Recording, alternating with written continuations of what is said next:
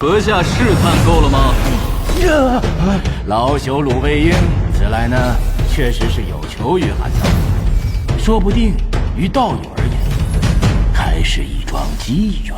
The question everyone is most curious about is this. Why would Lu Weiying, a dignified nascent soul stage elder of the Heavenly Ultimate sect, lower his status and personally seek help from the relatively inexperienced Han Li? This was no ordinary favor between acquaintances. It was an invitation to a life-and-death expedition that only Han Li was qualified to join. Both Lu Weiying and his close friend Marquis Nanlong had nearly exhausted their lifespans, having remained trapped at the mid-nascent soul stage for their entire lives. Neither could break through the bottleneck. Without obtaining an ancient opportunity capable of extending their longevity, both men would perish within only a few years. Their sole chance to reverse their fate lay within Devilfall Valley. Hidden inside Devilfall Valley were heaven-defying treasures left behind by ancient cultivators. For the two elders, it represented their only hope of breaking through their cultivation bottlenecks and prolonging their lifespans. However, this secret realm was considered a forbidden land even for nascent soul stage cultivators. Two insurmountable obstacles barred 90% of the powerful cultivators in the southern heavenly region. The first obstacle was the valley entrance, where the frigid and violent northern extreme origin light raged without end. Even late nascent soul stage experts could hardly withstand it. Only the yin-yang rings in Han Li's possession could resist it perfectly. The second obstacle awaited within the valley's core, where the ancient treasure was guarded by an immensely powerful fire-toad beast. Coincidentally, Han Li's unique Ganlan ice flame was the creature's natural nemesis. These two irreplaceable advantages convinced Lu Weiying that Han Li was indispensable. He even went so far as to pressure him through intermediaries, hoping only to form a team and explore Devilfall Valley together. Although this invitation appeared to place Han Li in a passive position, it was in reality an extraordinary opportunity and the crucial turning point that would fuel his explosive rise in cultivation during the middle stages of his journey. Han Li's gains from this expedition far exceeded all expectations. Not only would he obtain the Fire Toad's Demon Core and the 1,000-year Fire Spirit Paste, both among the finest, heavenly materials and earthly treasures to replenish the lifespan he had previously lost, but he would also acquire vast quantities of spirit stones, high-grade pill formulas, and rare puppet crafting materials left behind by ancient cultivators.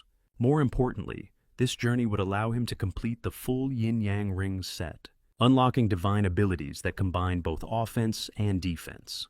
It would also lay the essential groundwork for the future expedition to Kunwu Mountain.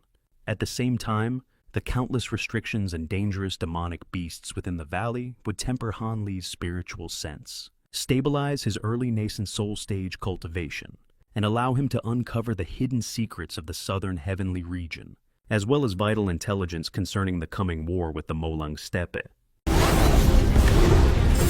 军情紧急，天台谷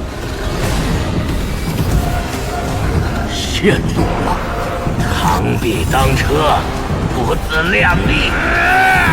While Han Li was about to embark on a once-in-a-lifetime adventure within a secret realm, devastating news arrived from the front lines of the southern heavenly region. The Tiantai Valley, the first forward stronghold of the Nine Nations Alliance, had completely fallen. Many people wondered how such a heavily fortified border fortress protected by a powerful mountain-guarding formation could have collapsed so quickly. The answer was not a lack of military strength, but the crushing combination of external invasion and internal division. On the external front, the Molang Steppe allied army advanced with overwhelming force. Several nascent soul stage spellmasters personally led the offensive, and their specialized fire element secret arts happened to be the perfect counter to Tiantai Valley's defensive formation.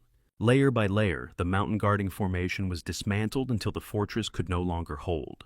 Internally, the sects of the Nine Nations Alliance were consumed by their own interests. Factions competed against one another, reinforcements hesitated and delayed, and supplies became critically scarce. No one was truly willing to sacrifice themselves to defend the border. To make matters worse, Wei Wunai, the strongest cultivator in the southern heavenly region, failed to appear when he was needed most. Left isolated and without support, the valley's defending nascent soul stage cultivator, Bu Yunhe, could no longer hold the line alone. With no other choice, he abandoned Tiantai Valley and ordered the remaining forces to withdraw to Huanglong Mountain, where they prepared to make their stand along the main defensive line. 正道超人，魔道去过，一个个平日里作威作福的，怎么真遇这事儿，一个个都哑了？ This left many viewers wondering. While 2 nascent soul stage cultivators had fallen in battle within a remarkably short time, the meeting hall was shrouded in fear and confusion. No one could understand how the Molang Steppe cultivators had managed to overwhelm them so easily. Fire Dragon Child rebuked everyone present, accusing them of being peak cultivators who cared only about preserving their own lives instead of standing their ground.